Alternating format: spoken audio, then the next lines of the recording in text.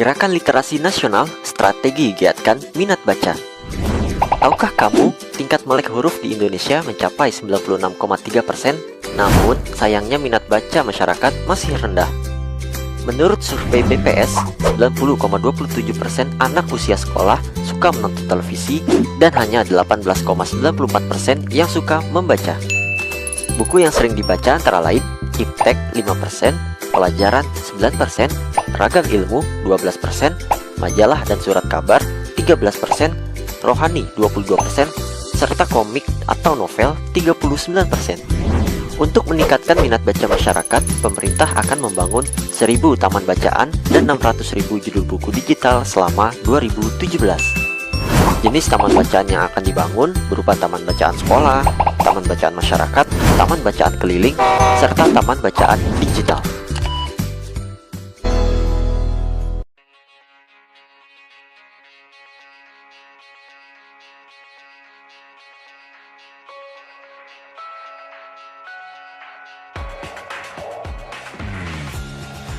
Hai teman-teman, untuk menghadapi tantangan dan perkembangan zaman yang kian pesat, kita mesti menjadi pembelajar sepanjang hayat. Literasi adalah kunci untuk terus-menerus belajar dan meningkatkan kompetensi agar siap masuk ke dunia kerja. Nah, ada 6 literasi yang menjadi dasar kecakapan untuk hidup di abad ke-21. Literasi baca tulis.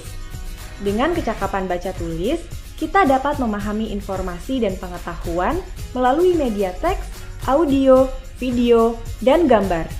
Juga dapat menuangkan gagasan dan ide ke dalam tulisan. Baca tulis itu merupakan pintu masuk ke dunia pengetahuan dan 5 kecakapan literasi lainnya loh. Selanjutnya, literasi numerasi. Dengan literasi ini, kita dapat memahami berbagai macam angka dan simbol matematika untuk memecahkan masalah praktis dalam kehidupan sehari-hari. Kita juga bisa menganalisis informasi yang ditampilkan dalam bentuk angka, grafik, tabel, bagan, dan diagram. Berikutnya, literasi sains. Kecakapan yang membuat kita dapat mengidentifikasi pertanyaan, memperoleh pengetahuan baru, menjelaskan fenomena alam dan sosial, serta menarik simpulan dari berbagai fakta yang ada. Dengan begitu, kita bisa mengambil keputusan yang tepat secara ilmiah agar dapat hidup dengan lebih nyaman, lebih sehat, dan lebih baik. Kecakapan berikutnya yaitu literasi finansial. Kecakapan ini membuat kita mampu mengelola keuangan dan mencapai tujuan-tujuan keuangan, mulai dari strategi untuk mendapatkan, membelanjakan, menyimpan, menginvestasikan, dan mendonasikan uang. Diawali dengan kesejahteraan individu, literasi finansial akan berdampak pada kesejahteraan sosial. Selanjutnya, literasi digital. Dengan literasi digital, kita mampu menggunakan media digital secara sehat, cerdas, dan tepat. Sehingga kita dapat berkomunikasi dengan lebih luas dan mengelola informasi dengan lebih bijak. Untuk mencapai hal tersebut, diperlukan adanya kemudahan mengakses konten-konten positif. Yang terakhir, literasi budaya dan kewargaan. Literasi ini memberikan kita pemahaman terhadap keragaman budaya Indonesia sebagai identitas bangsa. Bhinneka Tunggal Ika.